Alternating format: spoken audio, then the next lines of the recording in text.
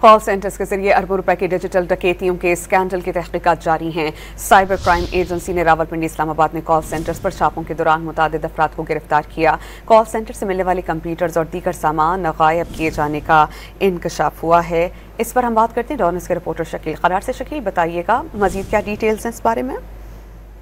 बिल्कुल, cyber crime Islamabad में पिछले 2 हफ्तों से रावलपिंडी इस्लामाबाद में मुतअद्दिद कॉल सेंटर्स पर छापे मार के गैर मुल्की बाशिंदों और जो लोकल थे इनको गिरफ्तार किया। उनका तमाम जो कंप्यूटर थे और दीगर रिकॉर्ड था उसको कब्जे में लेने के बाद जो है तफ्तीश का आगाज किया। तो इसमें चंद एक जो है वो यहाँ प्राइवेट सोसाइटी है जहाँ पर फार्म हाउस में उनको रखा गया था गैर मुल्कियों को, और बाहर साइबर क्राइम की इस्लामाबाद पुलिस की सख्त सिक्योरिटी लगाई गई थी। और फिर छानबीन के बाद जो है वो 84 जो गैर मुल्की बाशिंदे हैं उनको गुज़श्ता हफ्ते इस्लामाबाद एयरपोर्ट से डिपोर्ट किया गया है, जबकि 8 ऐसे गैर मुल्की बाशिंदे हैं जिनके खिलाफ अभी केस चल रहा है। उनका वो रिमांड पर साइबर क्राइम के पास है, जबकि इसी तरह 72 को जो है वो अडाला जेल भेजा गया है। तकरीबन 300 के लगभग गैर मुल्की बाशिंदे रावलपिंडी इस्लामाबाद के मुख्तलिफ कॉल सेंटर से उनको जो है वो गिरफ्तार किया गया था। इस दौरान में भी मालूम हुआ है कि बाज़ मकामात पर जो वो चीज़ें गायब होने की भी इतलात हैं, जिसमें कुछ खवातीन का जेवर भी था और कुछ कंप्यूटर भी थे, वो उसका रिकॉर्ड नहीं मिल रहा है।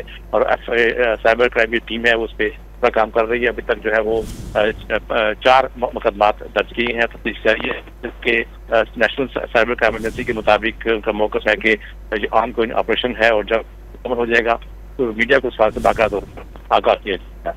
बहुत शुक्रिया शकील, आप हमें अपडेट कर रहे थे।